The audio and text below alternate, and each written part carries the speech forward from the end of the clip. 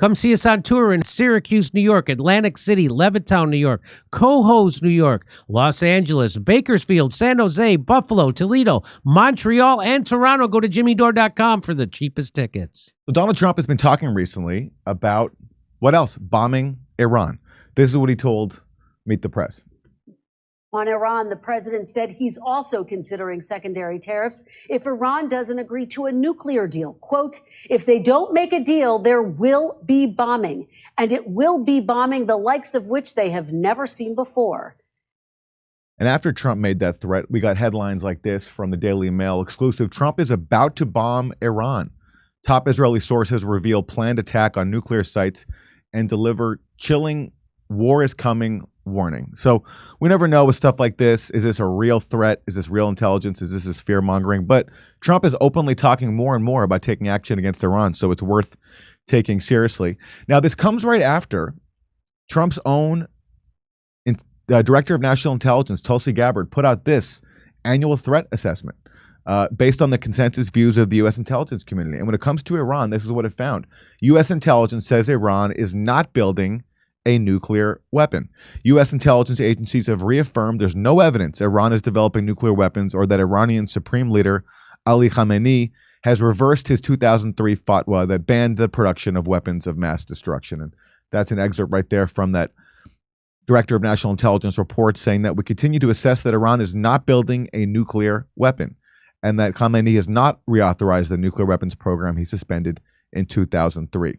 Well, someone who was warning about the threat of war on Iran is someone who's been standing up for peace his entire career, and that is former Congressmember Dennis Kucinich. This is his latest article from his Substack. It's called Trump, Very Bad Things Are Going to Happen.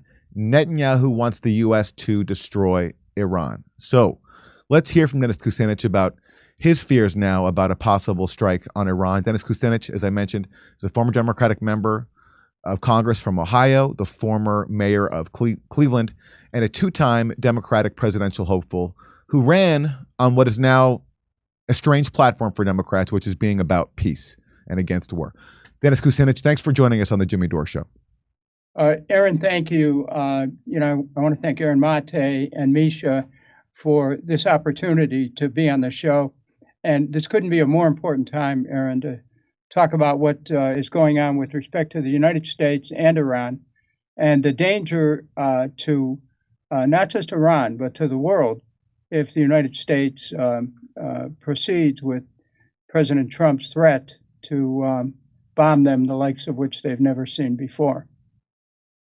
So what do you think is behind this? Trump campaigned as the president of peace. He took advantage of the fact that Joe Biden was fueling two simultaneous disasters, the proxy war in Ukraine and Israel's mass murder campaign in Gaza. And he portrayed himself as being the guy who was going to restore peace. And what's he doing after taking office? He's bombing Yemen, just as Biden did. And he's talking about going after Iran. So what do you think is happening here? Well, your recounting is correct because you have to realize, and New York Times suddenly discovered that we were very close to a nuclear war with Russia during Biden's last months in office, something that myself and others pointed out very vocally and that I've written about on Substack. But now, Trump, principally at the behest of Benjamin Netanyahu, has moved the pieces in place, notably B-2 bombers and Diego Garcia, the island in the Indian Ocean, within 2,400 miles or so of Iran. And let me explain to your viewers the significance of this. B-2 bombers are stealth bombers. There's very little radar technology available that can detect them. They can fly very low, they can fly very high, but they have special coating on the plane that cannot detect it, and they have the ability to jam electronics very easily. It's a very expensive plane, $2 billion a copy. The U.S. has about 19 of them. Well, a number of them are in this island, and here's what they carry. They carry three types of bombs. They carry, depending on what the array is in the order to attack. They carry 500-pound gravity bombs. They carry 2,400-pound bombs that are called G-83s, which are nuclear weapons. They can dial up the nuclear potential with them. And each of these bombs has a destructive capacity, each bomb, of 80 Hiroshimas. And it's what they're talking about, using weapons like this against Iran. And each B-2 bomber can carry 16 of these bombs. B-2s can also carry what's called massive ordnance penetrators. And these are 30,000-pound bombs that are designed to go deep into the earth, into a mountain, 200 feet, drop from 30,000 feet or 50,000 feet, go deep into a mountain and explode 200 feet underground. So that's the weaponry we're talking about using against Iran that the B-2 carries. Now, in my Substack piece, I point something out. And everyone who is watching this is not rocket science.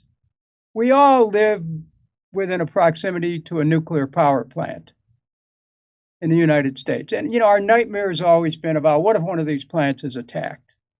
Well, we're talking about dropping bombs, whether it's a gravity bomb, 500 pounds, or a 2,400-pound nuclear bunker buster, that's what they call them. You drop a nuclear weapon on a nuclear laboratory, on a nuclear reactor, the radiation is going to spread hundreds, if not thousands of miles. This is why I wrote the piece. It is mind-boggling to think that America, which, a number of people today who are living don't remember, most people don't remember the dropping of the bomb in Hiroshima. But we've all seen accounts of it. Multiply that times 80. Multiply the synergistic effect of nuclear weapons being dropped on nuclear labs. This stuff goes into the atmosphere. This idea that can drop the bomb and everything stays underground is absolute baloney. And so I wrote this column, Aaron. The more I thought about it, I'll tell you, it's very disturbing just to sit down and think about this. Because there's people actually talking about bombing a nuclear infrastructure, which has over a dozen sites, by the way.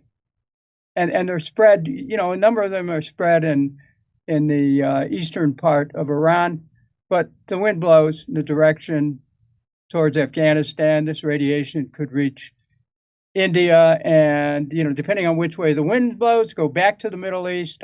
I mean, this is a nightmare. And to think that the White House can be having these discussions right after or simultaneous with receiving this intelligence report that you just put up on the screen is mind-blowing. What is this about? Iran doesn't have a nuclear bomb.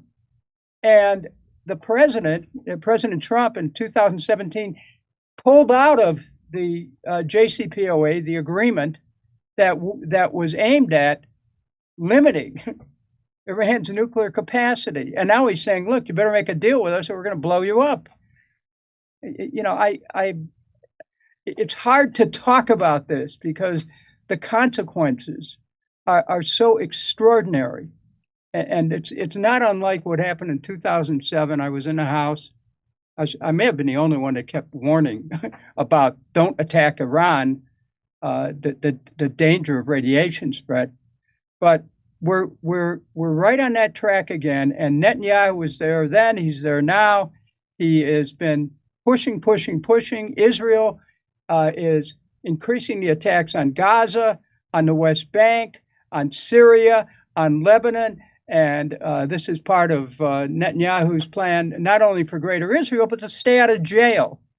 And at the same time, they're trying, he's pushing and trying to nudge Trump to attack Iran. There is no legitimate reason whatsoever. It's illegal under our Constitution. It's illegal under the UN Charter. It's illegal under the Hague Convention. Everything about this is wrong. Hey, this limited edition bundle is a powerhouse collection designed to energize your days, sharpen your mind, and help you feel younger than the current administration wishes it was. Inside, you're getting the top-selling anti-aging coffee, the ultra-rare Peaberry Blend, an exclusive 1775 branded tumbler, plus more premium coffee and a limited edition merch you can't find anywhere else. That's a $200 value for just $100. But here's the catch. Only 1,000 bundles are being released. Once they're gone for good. And if that's not enough, every dollar you spend gets you an entry to win the Cybertruck and $30,000 cash. But you've got only 1 month left to enter. Go to 1775coffee.com/Jimmy right now to secure your longevity pack. Drink coffee that fuels your freedom, your values, and your life. Come see us on tour in Syracuse, New York, Atlantic City, Levittown, New York, Cohoes, New York, Los Angeles, Bakersfield, San Jose, Buffalo, Toledo, Montreal, and Toronto. Go to jimmydore.com for the cheapest tickets.